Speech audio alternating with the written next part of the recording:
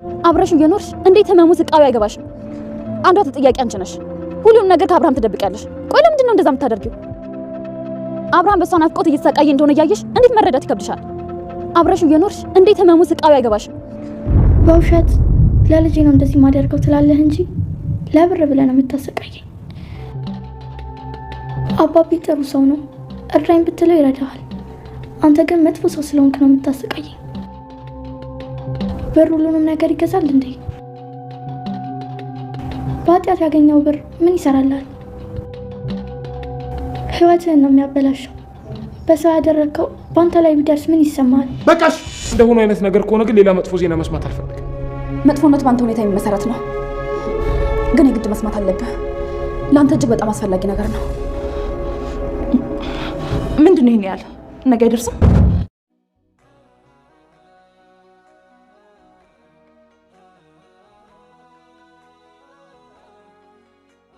ሳቤላ አጋቿን ክፋት የደምህ ስር ነው። አንተ መልካም ሰው መስለኝ ነበር፣ ግን አንተ ጨካኝና አረመኔ ነህ።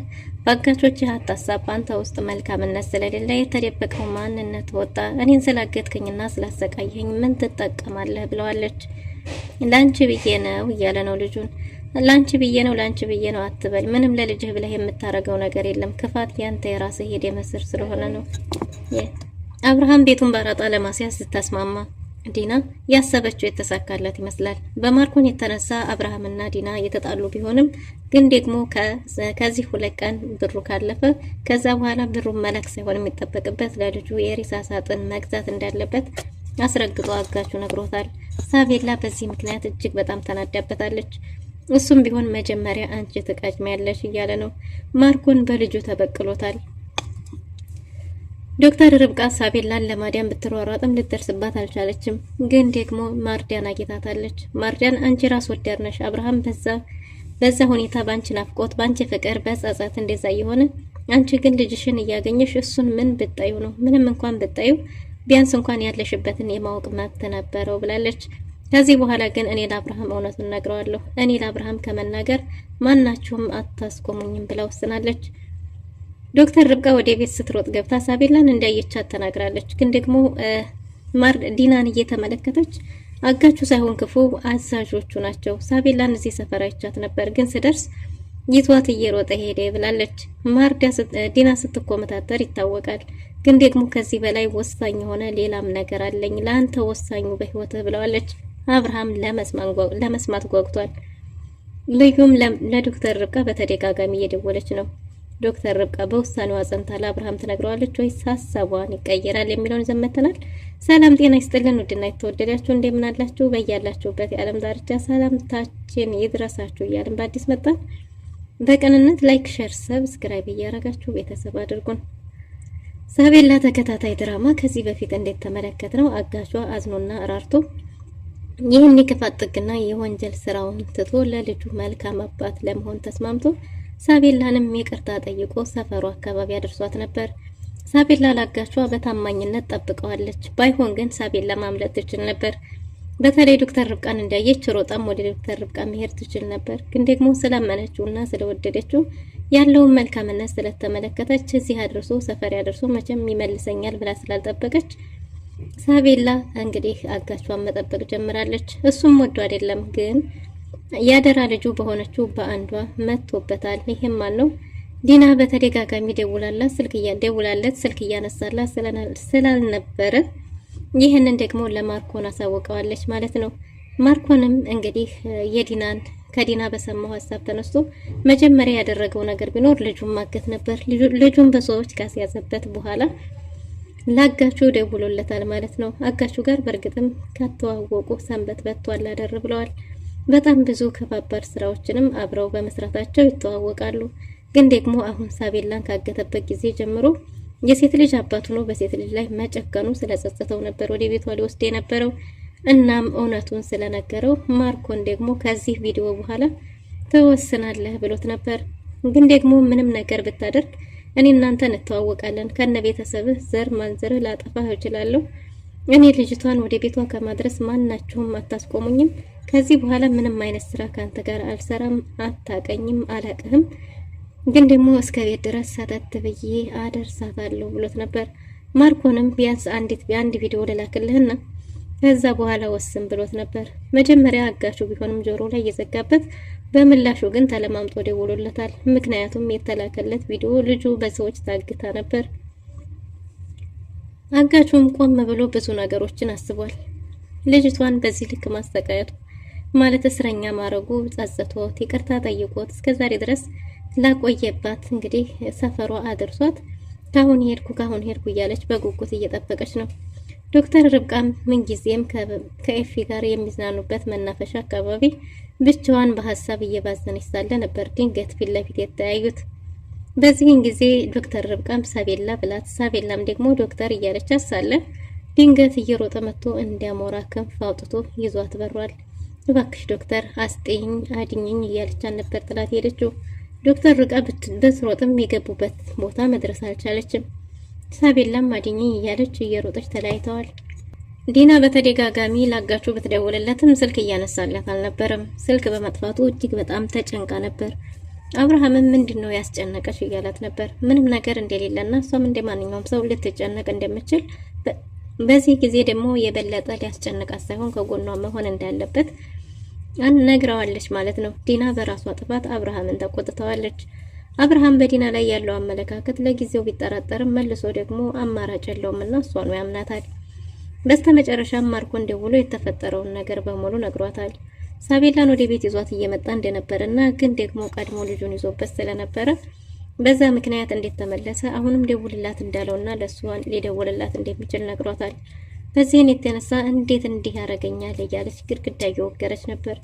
በዛ ላይ ደግሞ ስለ ማርኮንም እያወራች ስለነበረ አብርሃም ድንገት ደርሷል። ስትበሳጭ ነበር። በዚህ ልክ ያናደደሽና ያበሳጨሽን ነገር ልጋራሽ እችላለሁ፣ ቢያንስ ሸክምሽ ይቀልልሻል ብሏት ነበር። ዲና ግን ቁጣዋ የበለጠ ጨምሮ ነበር። በስተመጨረሻም ስለ ማርኮን ስታወራ ስለነበረ እንዴት ወንድምሽ ወጥቶ ለኔ አልነገርሽኝም? በዛ ላይ ደግሞ የተደበቀ የሆነ ነገርማ አለ። እሱም በራሴ መንገድ የምደርስበት ይሆናል። ያለምንም ወንጀል አልታሰረም። መፈታቱንም ድብቅ ሚስጥር ልታረጊው አልፈለግሽም። የሆነ ትልቅ ነገር መኖር አለበት እያለ ነው። እሷም ደግሞ ማርኮን ቤቱ ድረስ መጥቶ ሰርፕራይዝ ሊያረገው እንደፈለገ አድርጋ ነግረዋለች። ቢሆንም ግን ምክንያትሽ አላሳመነኝም እያላት ነው። በዚህም የተነሳ እንግዲህ ማርኮን በተደጋጋሚ ስልክ ሲደውልላት ዲና ለማንሳት ምቹ አልነበረም። በዛ ላይ ደግሞ ዛሬን ከኔ ጋር ካላደርሽ የኔና ያንቺ የመጨረሻችን ነው የሚሆነው ብሎ ማስፈራርቷታል። ዲና በራሷ መንገድ እንግዲህ በራሷ ስህተት ብዙ ውጥረቶች ውስጥ ገብታለች። ዶክተር ርብቃ ለስልዩ ደውላላት የተፈጠረውን ያጋጠማትን ነገር በሙሉ ነግራታለች። ምክንያቱም ሳቤላን ዲና ለማገቷ ሁለቱ ብቻ ስለሆነ የሚያውቁት። በዚህን ጊዜ ደውላላት ሳቤላን ሰፈር እንዳየቻትና ግን ደግሞ ድንገት ሰውየው አጋቿ ይዟት እንደሄደ በዛ ላይ ሩጣ መድረስ እንዳልቻለች ተናግራለች። በዚህን ጊዜ ልዩ ዶክተር ርብቃን ለማግኘት ስትወጣ ማርዲያ ተከትላት ወጣ ስለነበረ ወይኔ ልጄ እንዴት ናት? የእውነት አይተሻታል እያለች ነበር። እንዴ አንቺ የሳቤላ እናት ነሽ ብላ ጠይቃት ነበር። ሁለታቸውም ተፋጠው ቆመዋል። ማርዲያ ማለት አንቺ ነሽ ብላለች ዶክተር ርብቃ። ልዩ ለመናገር ግራ ተጋብታ አይ አይደለችም ለማለት የፈለገች ትመስላለች። ግን ደግሞ ማርዲያ ከዚህ በላይ ብላ ነው መሰለኝ አዎ እኔ ሳቤላ እናት ነኝ ብላ ተናግራለች። ዶክተር ርብቃ እጅግ በጣም ተናዳለች። እንዴት ልዩ ይሄን ነገር ሁሉ እያወቅሽ እንዴት እንደዚህ ታደርጊያለሽ? አብርሃም በጣም ብዙ ነገሮችን ትደብቂያለሽ። በመደበቅሽ ደግሞ እሱን ችግር ውስጥ ትከችዋለሽ እንጂ አንድም ከችግር ያስጣልሽው ነገር የለም። በዛ ላይ ደግሞ አብርሃም የሚጠቅመውና የሚጎዳውን የሚያውቀው እሱ እንጂ በአንቺ የምትወስኝለት ሰው አይደለም። አንቺ ግን የምታረጊው ሁሉንም በራስሽ ስሜትና በራስሽ ሐሳብ ነው የምትወስኙ። በዚህ ሁኔታ ደግሞ አብርሃምን እየጎዳሽው ነው። አሁንም ቢሆን እየጎዳሽው ነው እንጂ እየጠቀምሽው አይደለም። ለአብርሃም ካንቺ የበለጠ የሚጨነቅለት ያለ ሰው አይመስልሽም። እንዴት እንደዚህ ታረጊያለሽ? እሷን በማጣቱ በጸጸትና በናፍቆት እንዴት እንደሚሰቃይ እያየሽው የሱ ስቃይ እንዴት አይገባሽም? እንዴት እንደዚህ ታረጊያለሽ? አንቺ በድብቅ እያገኘሻት እሱ ሚስቱን እንዳያገኝ እንዴት ታደርጊያለሽ? ከዚህ በፊትም ተጠራጥሬ ነበር አውቄ ነበር ብላለች። ዶክተር ርብቃ የሚበቃትን ያህል ተናግራለች። ሁሉም ሰው በዚህ ልክ የሚወደውን ሰው መሸሽ፣ አንቺስ ብትወኚ እሱ በዚህ ልክ እያፈቀረሽ አንቺ ግን እንዴት ነው ቅንጣት የምታክል ፍቅር ያጣሽለት? እንዴት ልጅሽን እያገኘሽ ለሱ እንዴት ነው ያላሰብሽለት? ብላ በጣም ተናዳባታለች። በቃሽ መስመርሽን አለፍሽ ዶክተር ርብቃ ረፊ እያለቻት ነበር። ማርዳ ደግሞ ስላንቺ ልዩ በተደጋጋሚ በጣም ብዙ መልካም ነገሮችን ነግራኛለች። ግን ደግሞ እሷ ካለችው በላይ እጅግ በጣም መልካምና አስተዋይ ሰው ነሽ። ያልሽው ነገር በሙሉ ትክክል ነው። ትክክል ያልሆነው ግን አትወጂውም ያልሽ ነገር በጣም ስህተት ነው። ምክንያቱም አብርሃምን አይቶት ማንም የማያፈቅረውና የማይመኘው ሰው የለም።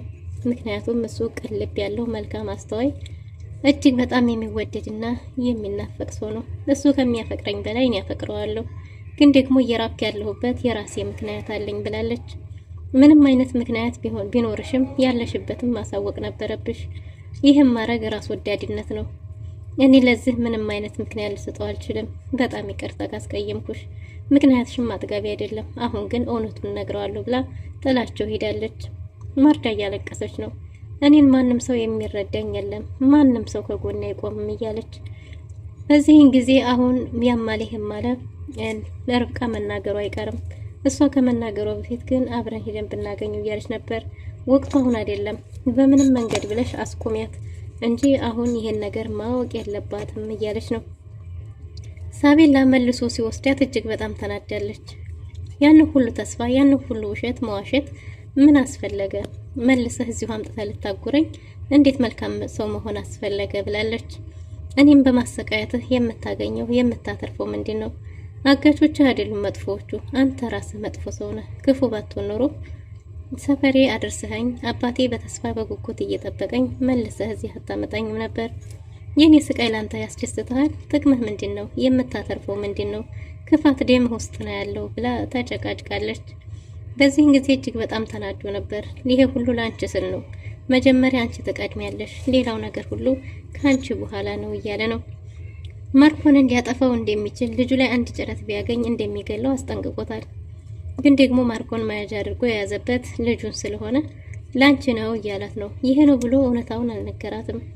ግን ደግሞ ስለ ክፋቱ ለሷ ብሎ እንደሆነ በተናገረ ጊዜ እሷን ምክንያት አታድርጋት፣ በአንተ ክፋት እሷን ተጠያቂ አታድርግ፣ ምንም የሚያስገድልህ ነገር የለም ስትለው እስከ ዛሬ አይታበት የማታውቀውን ቁጣ ተናግሯታል።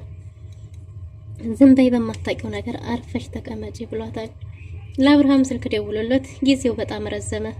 ልጅህን አልፈለካትም መሰለኝ፣ ብሩን ፈልገህ ማምጣት አለብህ። አንድ አባት ልጁን የሚወድ አባት የትም ገብቶ ልጁን ያድናል፣ የትም ገብቶ ለልጁ ገንዘብ ይከፍላል። አንተ ግን እሱም ማድረግ አልፈለክም። እንደተረዳሁ ከሆነ ልጅቱን የፈለካት አይመስለኝም። ከዚህ 2 ቀን ካለፈ ግን ገንዘቡን ወደ እኔ ሳይሆን መላክ ያለብህ ለልጅህ የረሳ ሳጥን ግዛበት ብሎ ጆሮ ላይ ዘግቶበታል። አብርሃም እውነቱን ነው፣ እኔም ማረባ ሰው ነኝ እያለ እጅግ በጣም አዝኖና ተክዟል። ምን ማድረግ አለብኝ የሚለው ነገር አሳስቦታል። ርብቃ ዲና ስለ አራጣ በዳሪ አንዳንድ ነገሮችን ነግረው ነበር። ስለዚህ አሁኑኑ አራጣ በዳሪው ጋር ደውይለት እያላት ነው። ዲና አራጣ በዳሪው ጋር እንዲያትደውል አራጣ በዳሪው ተይዟል። ቡራ ጓደኛውን አሳልፎ በ50 ሺህ ብር ቢሸጥም ከ50 ሺህ ብር አልፎ 100 ሺህ ብር ቢሆንም 100 ሺህ ቦክስን አስቀምጾታል። ጓደኛው ጋር የመጨረሻ መቆራረጥንም አቆራርጦታል። እንግዲህ ጠበቃው ባፉ አራጣ በዳሪው ባፉ ካቀለጠው በኋላ 100 ሺህ ብር ሰጥሃለሁ ብሎ ስልኩን ባዶ ስልክ ሰጥቶት ትራንስፈር አድርግ ብሎት በተዘናጋበት ጊዜ እንዳይነሳ አድርጎ ማንጅራቱን ብሎታል። ሙልጭም እንግዲህ ምግብ ይዞ ወደ ታሰረው ሰው ዘንድ በመጣ ጊዜ የታሰረው ሰው ቆሞ ስለነበረ እሱም ደግሞ ልዩን እያሰበ ተጋፍጦታል። በዚህን ጊዜ ከባድ ድብደባ ደርሶበታል። ቡራም የደም ነፍሱን እንደምንም ተንገዳግዶ አጋጭ ተብየው አራጣ በዳሪውን ከጀርባው መጥቶት ወድቋል። አራጣ በዳሪውን እንዴት መጀመሪያ እንደነበረው ካሰሩ በኋላ ግን እንዴት ነው ይሄ ሰው ራሱን በራሱ የፈታው? እኔ እንደማውቀው ከሆነ እንኳንስ በራሱ ሊፈታው አይደለም ቀርቶ ሰው ካልፈታው በስተቀር አስተማማኝ አስረት ነው ያሰርኩት። ግን ደግሞ እንዴት በራሱ ይሄን ነገር ሊያደርግ ይችላል? ይሄንን በራሱ ያደርጋል ብሎ ማመን ይከብደኛል። በጭራሽ በራሱ ሊያደርገው አይችልም ብሎ እርግጠኛ ሆኖ እየተናገረ ነው። ቡራማንም በራሱ ነው። ድንገት እኮ ከኋላ መጥቶኝ ነው የዘረረኝ። እንዴት እንደመታኝ እኔ ባለውለታህ ነኝ። ይሄን ሁሉ ዋጋ ከፍዬ አትርፌሃለሁ እያለ እንደ ቁም ነገር እየቆጠረው ነው። ምክንያቱ አላሳመነኝም። በጭራሽ ይህን ራሱ ሊፈታው አይችልም ብሎ ግግም ብሏል። እንግዲህ አራጣ በዳሪውም ሁለቱንም እንግዲህ አባልቷቸዋል። ከጠረጠርክማ ምን ይደረጋል? ለጓደኛህ 100 ሺህ ብር ለከፍለው እሱ ራሱ ነው የፈታኝ። መቼም ሌላ ሰው አይኖርም። እዚህ ውስጥ ያለነው እኔና እሱ ነን ብሏል። ሙለጭ እጅግ በጣም ተናዷል። እኮ ጓደኝነታችንን ወንድማማችነታችንን በስንት ብር ሸጥከው ተመኑን ንገረኝ ብሎ እጅግ በጣም አዝኖበታል። ግን ደግሞ እውነት እንደሆነ ባረጋገጠ ጊዜ ይቅርታ ሲጠይቀው ሙለጭ ላይ አልፈልግም ብሎ ቡራን አባሮታል። ዲና ለአራጣ አበዳሪው በተደጋጋሚ ስትደውል እያነሳ አይደለም። ማርኮንም ስልክ ጆሮ ላይ ስለዘጋችበት እያነሳ አይደለም። አብርሃም ደግሞ አሁኑኑ ለአራጣ አበዳሪው ደውይ እያለ ነው። ዶክተር ርብቃ ስትሮጥ ለመናገር ሄዳለች። እየሮጠችና እያቀሰተች ሄዳ አብርሃም ብላ ከተናገረች በኋላ ሳቡን አየኋት ብለዋለች። ሳቡን አየኋት ስትለው ይዟት የመጣች መስሎት በጣም ደስ ብሎት ነበር። የታየው ስትለው የታየሻት ሲላትም አካባቢያችን ያለው መናፈሻ እኔ ደርሼ እሷም ማናግራኝ እኔም ማናግሪያት ድንገት አጋቿ ይዟት ሄደ። ተከትዬ ለማስቆም በሞከረም አልቻልኩም። ግን ደግሞ ክፉዎቹ አለቃዎቹ እንጂ ያጋቹ አይደለም። አይቻታለሁ እያለ ነው። በህልምሽ መሆን አለበት የሚለውን ዲና ሳትቀር ማመሳሰል ጀምራለች። ግን የእውነት አይተሻታል እያለ ነው አብርሃም። ያው አይቻታለሁ። በስተመጨረሻም ይዛት እንዳልመጣች ሲያቅ እንዴት እንደዛ ታረጊያለሽ ዶክተር ልጅ እንዴት ይዘሽ አልመጣሽም ብሎ አዝኖባታል። እሷም መድረስ እንዳልቻለች ተናግራለች። እና ህልን ነግሪ ነው እየሮጥሽ መጣሽው? ይሄማ ምን ዋጋ አለው እያለ ነው። ሰፈሩን አካባቢውን አይቻለሁ፣ ተከትዬ ሄጄ ነበር፣ ግን ደግሞ ወዴት እንደሄደ ጠፋብኝ። አብሬው ለመሮጥ ሞክሬያለሁ ብላለች። አብርሃም በዶክተር አዝኗል። ግን ደግሞ ይሄ ብቻ አይደለም፣ ሌላ የምነግርህ ላንተ ወሳኝ ነገር አለኝ ብላለች። በዚህን ጊዜ ዲና የኔ ሚስጥር ታቆብኝ ነው ብላ እየተቆነጠነጠች ነው። ዶክተር ርብቃም በዲና ፊት ለፊት ለመናገር የፈራች ትመስላለች። ዲና ማልፋታ ብለዋለች። ዲና አራጣ አበዳሪው ጋር ሳትደውል ደውያለሁ፣ ተነስ እንሂድ፣ አሁን ግዴታ መናገር የለብሽም የምንሄድበት አለ። ብቻ የተለያዩ ስበቦችን ብትሰጥም ዲና ርብቃ ግን በጭራሽ አሁኑንም መናገር አለብኝ አስፈላጊ ነው ብላለች። ልዩ ልታስቆማት ብትደውልም እያነሳች አይደለም። በህይወቱ አስፈላጊው ነገር ማርዲያን እንዲያገኘቻት ተናግራለች። ውድና የተወደዳችሁ ለዛሬ የነበረን ቆይታ ይመስል ነበር። በቀጣይ እስከምንገናኝ መልካም ጊዜ